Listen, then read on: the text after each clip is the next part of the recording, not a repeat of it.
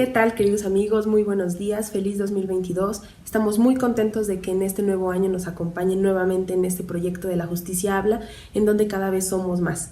Así que les traemos una información que realmente consideramos es de mucha utilidad, no solo para los jóvenes, sino para todas aquellas personas que no están tan inmersas en el mundo fiscal, en el mundo de los impuestos. En esta ocasión el tema que vamos a abarcar es sobre el registro obligatorio para todos los mayores de 18 años. Esto implica pues tanto a los recién mayores de 18 como a las personas adultas o incluso a los adultos mayores que perciban ingresos. Entonces, en ese sentido debemos de mencionar que el 12 de noviembre del año pasado, es decir, del 2021, se publicó la reforma fiscal en donde se tenía como la obligación de todos los mayores de 18 años de inscribirse en lo que es el Registro Federal de Contribuyentes. Anteriormente únicamente se registraba en este Registro Federal de Contribuyentes aquellas personas que tuvieran ingresos o una actividad económica por la cual percibieran los mismos. Sin embargo, con esta reforma que se aprobó por el Ejecutivo Federal a cargo del presidente Andrés Manuel López Obrador, todas las personas mayores de 18 años, sin importar si tienen o no actividad, deben de registrarse.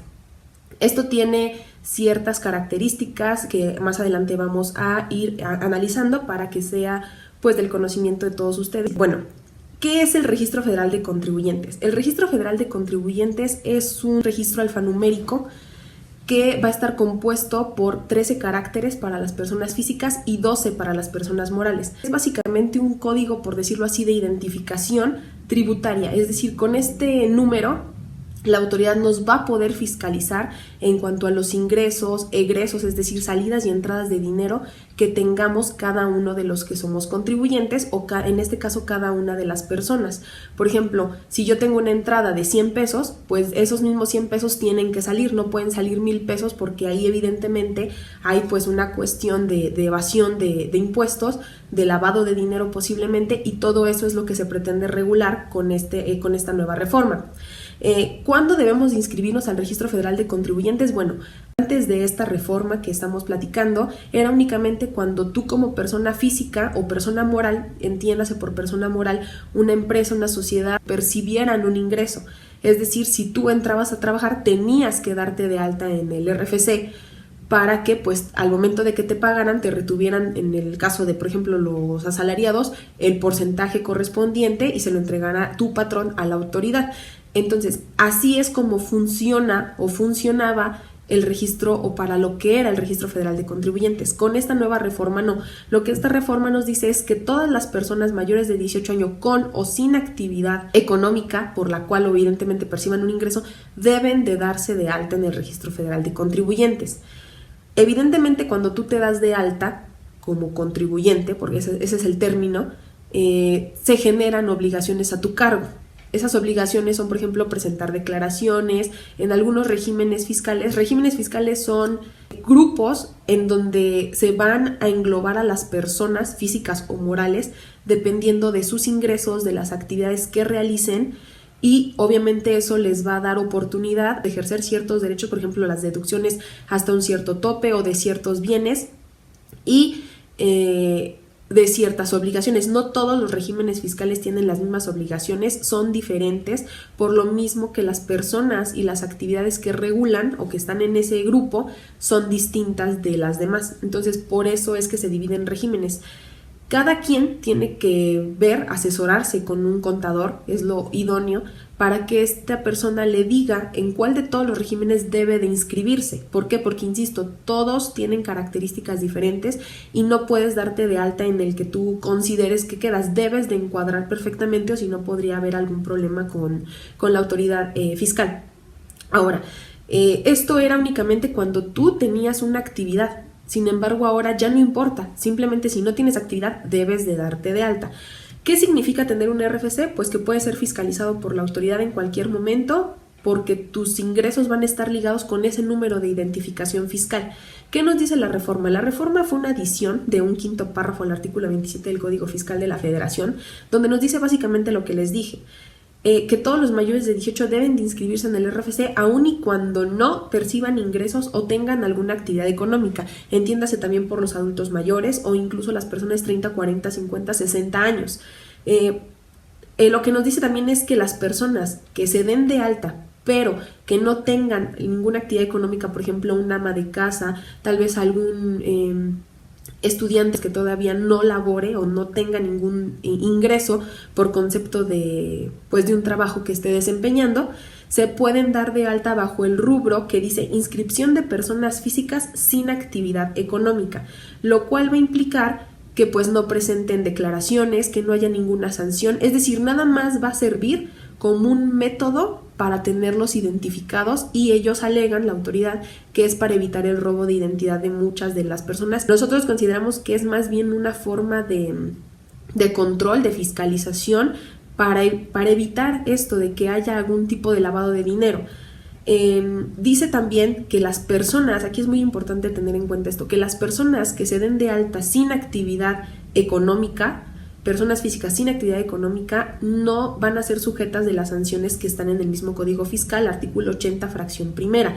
Este artículo lo que nos dice es que no procederá la multa de 3,000 a 11,000 pesos más o menos para aquellas personas que no realicen la solicitud de inscripción al Registro Federal de Contribuyentes, que es una obligación que está en el 79 del Código Fiscal. Analizando tal cual está la reforma y como está redactado el Código Fiscal de la Federación, nosotros entendemos que todas aquellas personas mayores de 18 años que perciban un ingreso, es decir, que tengan una actividad económica por la cual reciban, un patrimonio, su patrimonio vaya en aumento, evidentemente se tendrán que registrar. Pero aquellas personas, por ejemplo, hablemos de una ama de casa que no tiene una actividad económica o que no desempeña una actividad económica como tal, o una persona adulta mayor que no recibe ningún ingreso, no tiene la obligación de registrarse. Y eso no implica que se le vaya a sancionar con esta multa que van de los 3,000 pesos a los 11,000 pesos. ¿Por qué? Porque básicamente lo que esta reforma persigue es lo que ya existía como tal en la ley, que tú cuando percibes ingresos, sean ingresos vía depósito en efectivo o vía transferencia, tienen que ser declarados. Es decir, esta obligación ya existía, pero las personas pues lo que hacían era trabajar en la informalidad, percibir ingresos y no declararlos. De ahí que la autoridad se haya dado cuenta de esta variación que existen pues entre los ingresos percibidos con ciertas personas, que fue por eso que realizó toda esta situación. Sin embargo, aquí un punto importante a destacar es que si bien no es obligatorio como tal en la ley y que tenga una sanción únicamente para aquellas personas que no tengan una actividad económica, porque si tú tienes exactamente una actividad económica, supongamos que trabajas en un despacho, pero en este despacho te pagan en efectivo o vía transferencia, pero no estás dado de alta ni como trabajador, ni no tienes seguridad social, básicamente te pagan de manera informal. Obviamente ese dinero va a entrar a tus cuentas bancarias, pero realmente sí estás percibiendo un ingreso. Es decir, entonces tú sí tienes la obligación de darte de alta en el Registro Federal de Contribuyentes y asesorarte con un contador para que te determine cuál es tu régimen fiscal al que perteneces. Puede ser como asalariado en el caso de que trabajes de manera subordinada o con actividades empresariales. En este caso pues las deducciones son mayores, depende de cada uno de los casos, pero sí tienes que darte de alta. Lo mismo implica para todas aquellas personas que con esto de la pandemia se dio el boom en cuanto a las compras y ventas de mercancías por internet. También esas personas se tienen que dar de alta. La recomendación es que lo hagan en el nuevo régimen simplificado de confianza, que es el RECICO. Ese régimen no es una opción para todos, pero es la opción más idónea que nosotros en el equipo de la Justicia Habla vemos para aquellas personas que son micro, pequeñas y medianas empresas que están empezando a comercializar sus productos y servicios por medio de internet y que pues básicamente sus ingresos no van a superar los 3,500,000 anuales. En caso de que sí, bueno, como siempre lo hemos mencionado, es un beneficio económico para ustedes, pero también implican más obligaciones. Entonces sería cambiar de régimen. Aquí lo que la autoridad nos está diciendo es que si bien solo para las personas que no tengan ninguna actividad económica no va a proceder la sanción ni va a ser obligatorio, solamente para ellos, también nos dice que el Registro Federal de Contribuyentes puede ser un requisito para diversos trámites a futuro. Es decir, si bien no hay una sanción como tal, sí puede haber una forma de presionar a los ciudadanos a que lo hagan solicitando este requisito del RFC en ciertos trámites. Pongamos el ejemplo, si para aplicarnos la vacuna nos hubieran solicitado en el registro colocar nuestro Registro Federal de Contribuyentes o si no simplemente no ibas a poder terminar el registro y presentarte a vacunar, evidentemente todos correrían a realizarlo, ¿estamos de acuerdo? Entonces, ese tipo de formas de obligatoriedad a la sociedad son las que la autoridad nos está mencionando y van a poder ejercitar para obligar a la ciudadanía a darse de alta en el RFC. Y bueno, tal vez nos mencionen, ¿y qué es un ingreso? ¿O por qué debería de preocuparme? Bueno, un ingreso como tal no está definido en ninguna ley fiscal, pero la Suprema Corte de Justicia de la Nación nos ha dicho que por ingreso se debe de entender toda aquella modificación positiva, es decir, que aumente el patrimonio de una persona. Es decir, si a mí el trabajar y ese ingreso aumenta mi patrimonio en 1,000, 2,000, 5,000, 20,000, 80,000 pesos, eso es un ingreso. En el caso de que a ti o tu persona no te des de alta y sí percibas ingresos y la autoridad se dé cuenta de eso, todo lo que entre a tu haber patrimonial va a ser considerado por la autoridad como un ingreso. Entonces, sobre ese ingreso es sobre lo que la autoridad va a calcular el impuesto correspondiente. Depende de cada uno de nosotros decir, no, sabes que eso no es un ingreso, es un pensión alimenticia, que es lo que nosotros vamos a hablar más adelante. ¿Todos los ingresos deben ser declarados? Sí, salvo los que están previstos en el artículo 93 de la Ley del Impuesto sobre la Renta. Esos ingresos no causan el impuesto sobre la renta, tal y como lo son, como ya lo mencioné, las pensiones alimenticias. Si bien sí aumentan tu patrimonio, lo cierto es que esos por la misma ley no causan el impuesto. Es decir, aquellas personas que tengan indemnizaciones por riesgo de trabajo, pensiones, jubilaciones, reembolsos por seguros de gastos médicos, hospitalarios y de funeral, y las pensiones alimenticias, así como las donaciones entre esposos e hijos, no son sujetos de ese impuesto, por lo cual no van a ser considerados como ingresos gravables, es decir, sobre los cuales se puede determinar el impuesto correspondiente. Otra pregunta que nos hacen es, ¿los depósitos que reciben mi cuenta bancaria pueden ser fiscalizados? La respuesta es sí. La autoridad nos ha dicho por circulares que no los van a fiscalizar. La verdad es que tienen 5 años para hacerlo. Los criterios pueden variar de hoy a 5 años, así que lo preferible es que sí se declaren. También debemos considerar que todos los ingresos que entren en nuestras cuentas bancarias van a ser presumibles como ingresos gravables, salvo prueba en contrario. La autoridad, más que ejercer un terrorismo fiscal, es realizar lo que es la recaudación a su máxima expresión. Es decir, van a estar buscando las formas o los lugares en donde ellos consideren que hay una posible evasión de impuestos para poder de ahí sacar lo que es, de hecho viene en el plan económico, la recaudación más fuerte que se ha visto pues en años. Entonces pues de ahí va a salir evidentemente todos esos ingresos, si no pues no habría forma de hacer tanta recaudación si no hubieran puesto ya los ojos en todos estos pequeños contribuyentes, que es la mayoría del comercio informal.